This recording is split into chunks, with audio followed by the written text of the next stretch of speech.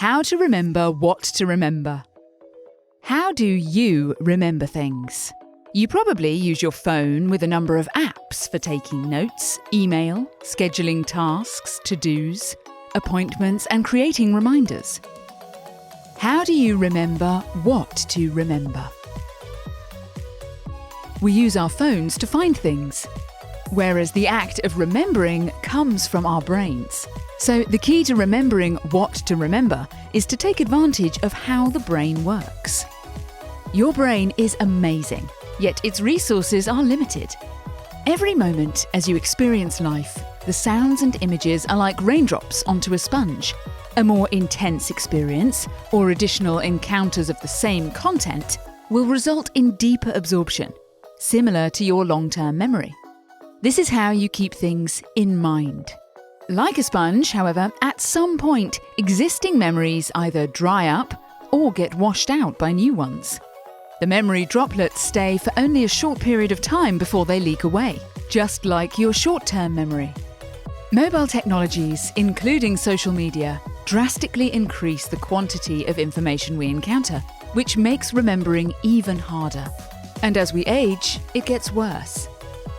Unlike drops on a sponge, however, your experiences are actually a mix of sensory signals that change your brain in an orderly way, a process known as neuroplasticity, and happens every moment of your life. Your ability to recall is thus dependent on connections in your brain to recall the experience when presented with a trigger. Your brain constantly recycles these connections to ensure that the neural pathways that are used the most are strengthened at the expense of those that are rarely accessed. As you age, neural pathways begin to fade away, reducing the number of memories that can be stored. When we think about what to remember, we're really trying to keep important things in mind, or on our mind. But how? For memories to become long-term, they must be strengthened, using the neuroplasticity of your brain, by focusing on the intensity and frequency of memories over time. Intensity is the richness of the experience, whether the embrace of a loved one or the stress of an upcoming deadline. As we focus and pay more attention to something, the intensity of the encounter escalates and strengthens the memory. Frequency. Every time you experience something, the neural connections related to it are strengthened and new ones are formed. While intensity is the shortest path to vivid memories, it is difficult to control and can be distracting. Repetition, on the other hand, is much easier with the right tools. So, what we need is to ensure that each memory is encountered with enough intensity to change the neural pathways without being distracting. Flashcards are often used to train on topical information and are very effective. The content is the center of attention. Each flashcard needs to be focused on for a second or two in order to effect a change. In essence, we need to train the brain to keep each memory in mind. The first step is adding and organizing the thought or thoughts you want to remember.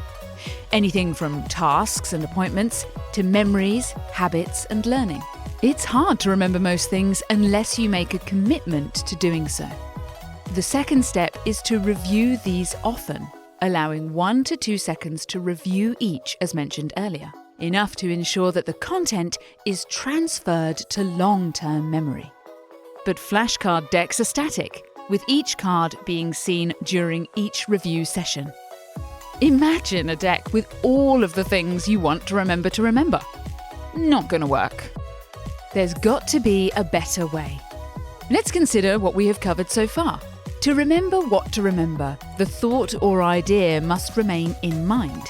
To remain in mind, you must encounter the thought over time to use your brain's neuroplasticity to strengthen it regularly. You need to make a habit of storing thoughts and ideas and reviewing them regularly. Today's tools, physical and electronic, help organize but rarely provide a system to help us achieve our memory goals. They are better than nothing, but not the solution. What's needed is a way to dynamically create virtual flashcard decks with only the most relevant content for each review session. Equally important is that the content delivery be timely and based on simple settings that can be customized at any time. So we built an app called Membrit to implement a methodology for capturing and presenting the most relevant content each day. We focused on making it easy and effective. We even provide idea templates to assist you in getting up to speed quickly. We also provide and encourage the review of thoughts and ideas that inspire and motivate you and make the experience more enjoyable. We welcome you to try Membrit and make remembering what to remember a normal part of your life. Please visit us at membrit.com. You can download the app on Google Play and the Apple App Store.